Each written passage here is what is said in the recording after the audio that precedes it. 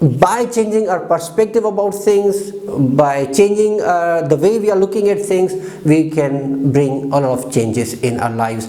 If we are useful, if we are productive, we will be influencing other people also. My name is Faraz. I am professor at the Institute of English Language and Literature, University of Sindh.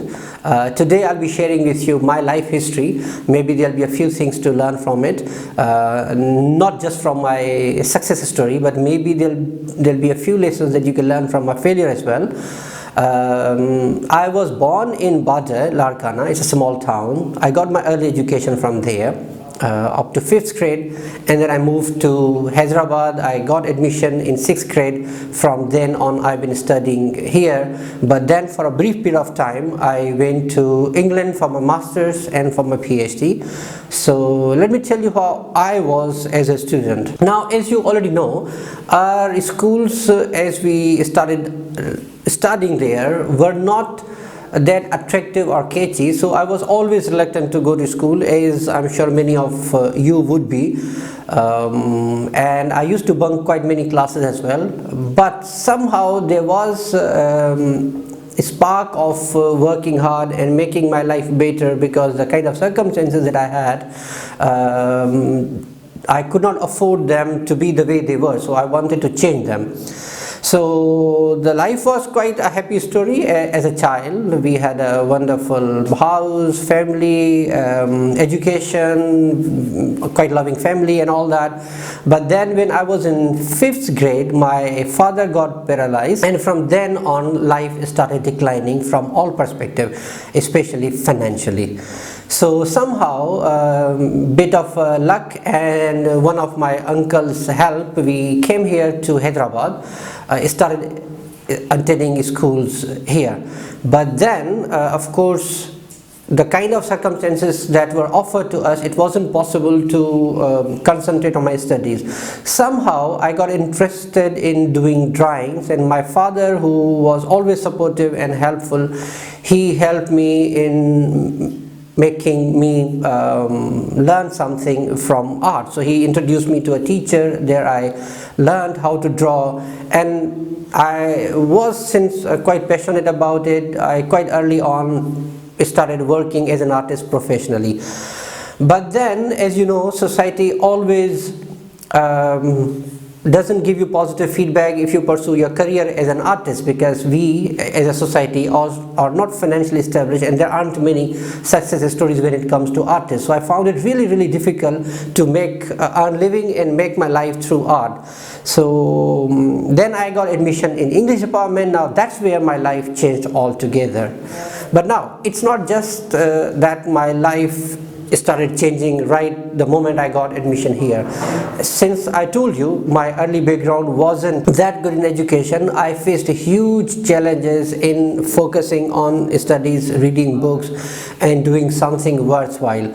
And on the other hand, my classmates were quite brilliant, wonderful. They had a sound background of education as any normal students have. Of course, for some of them it was so, but then there were other sides of the stories as well. So my idea was to be from an average student to be a front line student, but the challenges were of focusing, spending hours and hours on books, and then building my understanding about them also. So now, and on top of that, English as well, which was quite an stumbling block.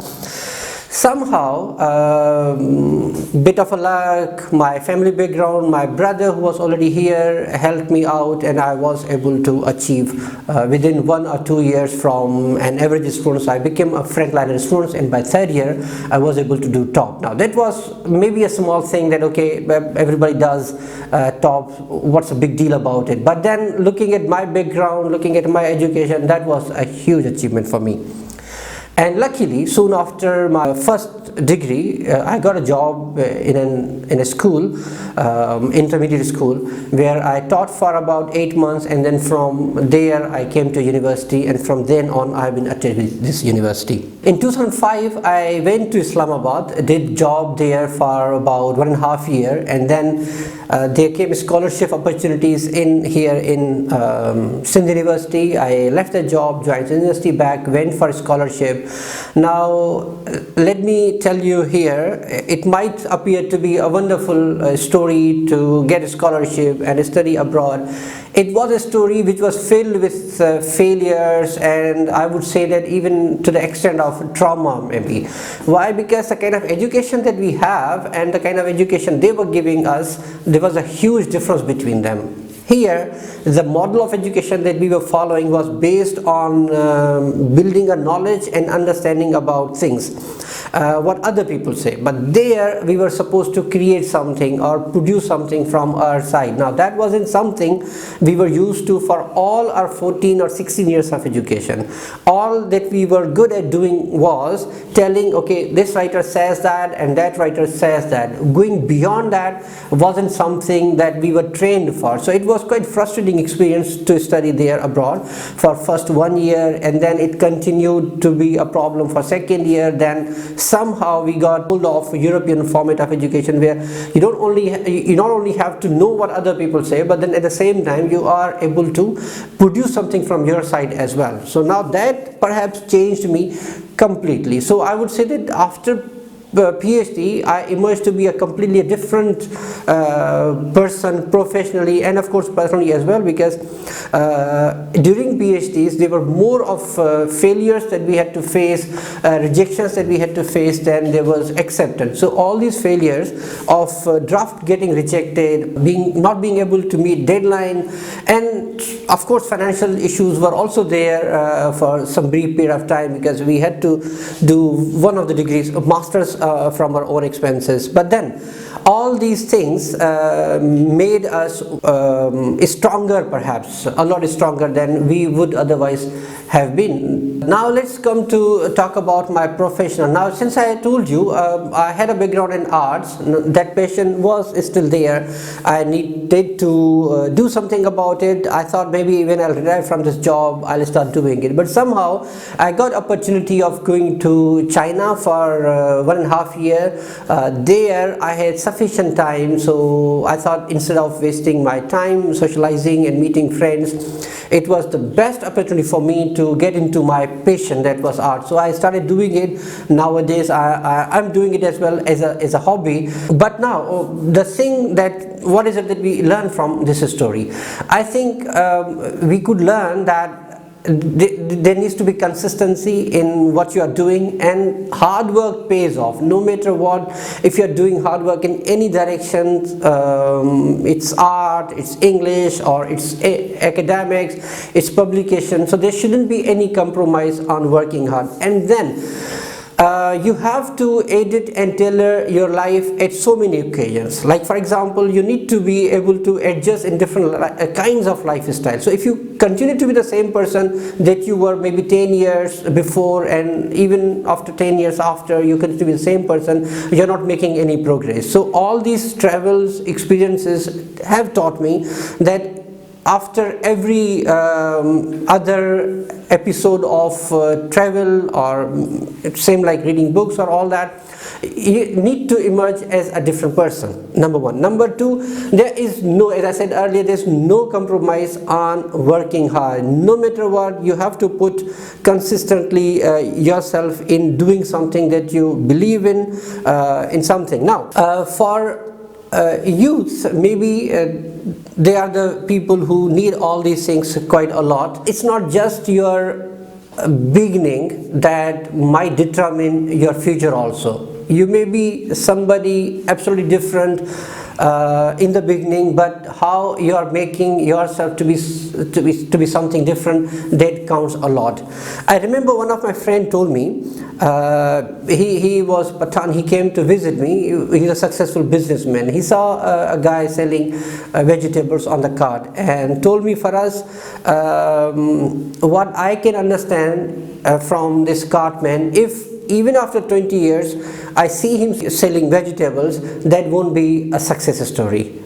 He needs to go beyond this selling vegetables to somewhere, his own grocery store and all that. That is where he needs to go. But if you continuously keep doing what we are doing, we are not making any progress. Now that is where I would say that unfortunately the society has been structured in such a way there isn't much room of doing so many experiments with yourself. Like for example, if you get a job at a primary school at early life, then we retired in that same job without doing much. On the other hand, there are people who are doing maybe business, or those who are doing private jobs.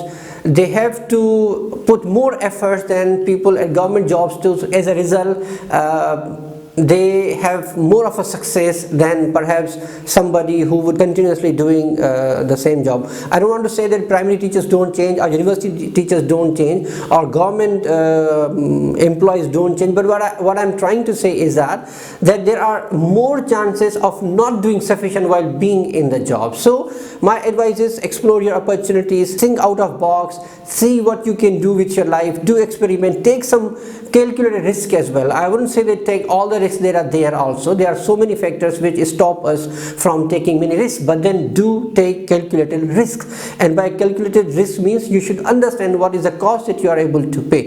It shouldn't damage completely. Like you can't take money from your family and put in a business over and over again and ruin entire family. No, you need to be a little calculative in making these kind of attempts. And secondly, although it's quite unfortunate, many people look for universities or academics for changing their lives. Unfortunately, we are overproducing graduates. So of course, there's a huge importance of achieving degree, but then it's not just degree that matters. What you are learning in that degree, that matters a lot. So I would suggest that please do justify what you're studying for, what you're putting efforts for.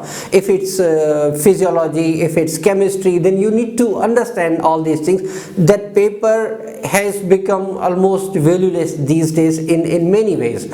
So it's not just, you should have a paper, of course. There is no denying the fact it has huge value. But it's not just the paper that matters. It matters what that paper stands for. That paper, degree, stands for your understanding and knowledge of the subject. So do put efforts in understanding them.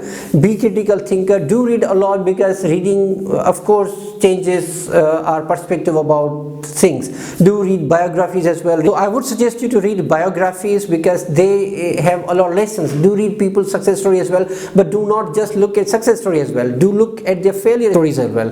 Why? Because it's not just success that makes you what you are. There are lots of failures which make you what you are as well, because failures give you experience. They give you more insight into things. But then build your reflective skills, thinking skills, critical thinkings, on the basis of which you should be able to assess your own life. Now unfortunately, due to this advent of social media, much of our effort goes on improving the rest of the world and comparing our lives with them. The best use of your time is to improve yourself, and there are so many things to be improved about you, professionally, personally, financially, maybe family wise. There are huge many aspects of our personality that needs to be thinking. So please use your time wisely and use your ideas wisely as well. So put more efforts in improving yourself. Some of the excuses that we give ourselves for not putting efforts. Now one big excuse is that we don't have time. Now this is a common phrase that I keep hearing from my friends, from my colleagues, from my students as well. Now honestly speaking, 24 hours is quite a huge time that is with us at our disposal. That is the time that any other successful person gets. Now we need to put our efforts in doing something productive to make our time useful by prioritizing things. Maybe we have time, but maybe what we are doing is not worthy enough of doing.